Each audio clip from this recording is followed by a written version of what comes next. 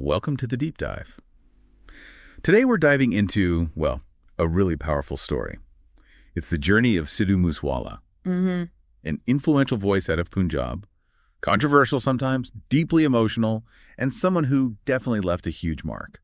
Absolutely. And our mission here really is to unpack the sources we've got, pull out the key insights about this figure who, became a global phenomenon. Right. Despite coming from, pretty humble beginnings. Think of this as your shortcut, maybe, to understanding the whole complex picture. Okay. His village roots, the music taking off, the controversies, and then that tragic, really shocking end. So to really get Sidhu, we have to start at the beginning. His origins. Yeah. He was born Shubhadeep Singh Sidhu, June 11th, 1993. Small village, Moosa, in the Moosa district of Punjab, India. Right, and raised in a Sikh family. His parents were quite well-grounded people. His dad, Balkar Singh, was ex-army. Okay. And his mother, Chaudankar, she was actually the Sarpant, the village head of Moosa. Wow, okay, so politics was kind of there already. In the background, yeah. And he grew up just watching village life, the struggles, the simplicity, the local politics, the pride. All of it. Exactly. And you can really see how all that fed into his work later on. It shaped who he was as an artist. What's really interesting, though, or maybe surprising, is who inspired him musically. Ah, yeah. Tupac Shakur, that's what sparked his passion for rap and hip-hop. Which was pretty unusual, right, for rural Punjab at that time. Totally rare. Yeah. But even earlier, like in school, he was already leaning creative. Started writing poetry, got really into music. So he finishes his degree, electrical engineering, Right. and then makes a big move. Right. Heads to Canada in 2016, supposedly for more studies. But Canada becomes the launch pad. Ironically, yeah, far from home. But that's where the music career really properly kicks off. And the big moment, the breakthrough, that was so high in 2017. Oh, yeah. That song just exploded, didn't it? Instant stardom. He didn't really look back after that. No, and the hits kept coming. You've got tracks like Legend, Isa Jat, Dollar, Tachan. Old school, too, with Nisib and Prem DeLong. Right. And The Last Ride, which is haunting now. And, of course, 295. That one was massive. So what are we seeing here?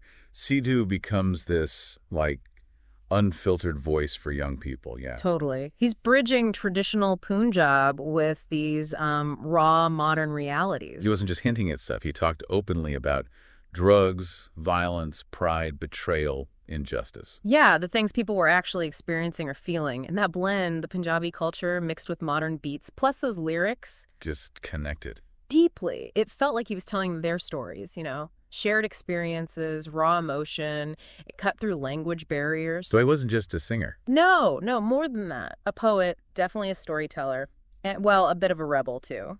And despite blowing up internationally, becoming this global star, what's fascinating is how tied he stayed to his roots. He never really left Moosa, did he? Seems like it. Yeah, and that connection, it wasn't just, sentimental. It was part of his whole identity, his brand. How so? Well, think about it. Music industry folks often get accused of losing touch, right?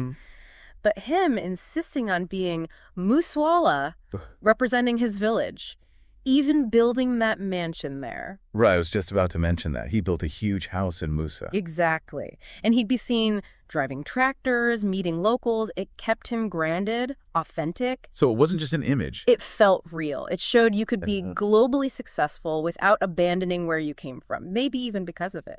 That's powerful. And he advocated for his community too, right? Yeah. Spoke up for farmers, for the youth. Consistently, yeah. And you hear it in the music, like that 2021 song, Moosa Jat. It's all about celebrating that rural Punjabi identity. So people really saw him as one of them. Yeah. Not just some distant superstar. He was their guy. But fame brings shadows. He definitely faced backlash, the whole gun culture thing in his songs. Yeah, that was a big point of criticism. Can you unpack that a bit? What did that mean in Punjab specifically? Well, it's not just like American hip-hop bravado, maybe. In Punjab, glorifying weapons in music is a really sensitive topic. Okay. It sparks these intense debates about influencing young people, connections to, local issues, violence. So it hit a nerve. Definitely. Yeah. And it wasn't just lyrics. He got into actual legal trouble. Police cases for firing guns during video shoots, stuff like that. And then the politics. That felt like a surprise move. Yeah, 2021 joins the Indian National Congress. Even ran for office. They did. Contested the state election from Mansa, Didn't win, though. But losing didn't seem to hurt his popularity. That's the interesting part. No, it didn't seem to fade. If anything, some felt his political voice was just getting started, getting louder. It's a strange paradox, isn't it? It really is. Usually, controversies or a political loss might diminish someone's star power, but not really in his case. Which brings us to the darkest chapter. Yeah. May 29th, 2022. Yeah, a truly tragic day. Sidhu Moose Wala was shot dead. Yeah. Near his village. Just 28 years old. I mean, the news, it just shocked everyone, not just India, but fans literally all over the world. The details that came out were horrific. Over 30 bullets fired. Chilling. And that detail about his security being reduced just the day before? Yeah, that added another layer to it. It was linked to gang rivalries, which, are a complex and unfortunately real issue in parts of the region. These things can spill over. Sadly, yes. They can impact public life. Even figures like Sidhu adds this element of risk. And the questions still linger, don't they? Absolutely. Many fans feel justice hasn't really been served.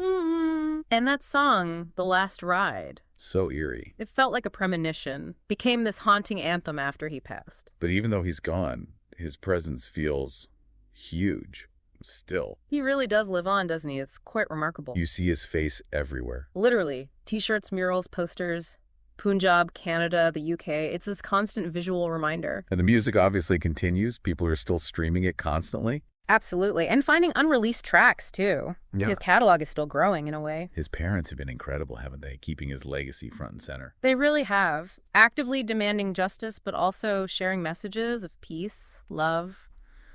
It's powerful. So, looking back, he wasn't perfect. No. Clearly. No, but he was undeniably powerful. Raw, real, unapologetically himself. Sidhu Moose Wala. Well, thank you for joining us on this deep dive. It's a compelling life, complex for sure. Definitely. And his story, it really shows how art can reflect society, influence it, even when surrounded by controversy and ultimately tragedy. Yeah, and maybe a final thought to leave people with, if we connect this to the bigger picture, Go on. What does Sidhu Moose Wala's enduring impact really tell us about the power of just an authentic voice? Even one so deeply rooted in local culture, how it can resonate globally across boundaries, language, geography, maybe even life itself? That's a powerful question to consider. We hope you, listening, will think about what parts of his story resonate with you. Maybe explore his music, the culture around it a bit more. Yeah. Because some voices, even when they're silenced, somehow manage to keep speaking. Their legacy does.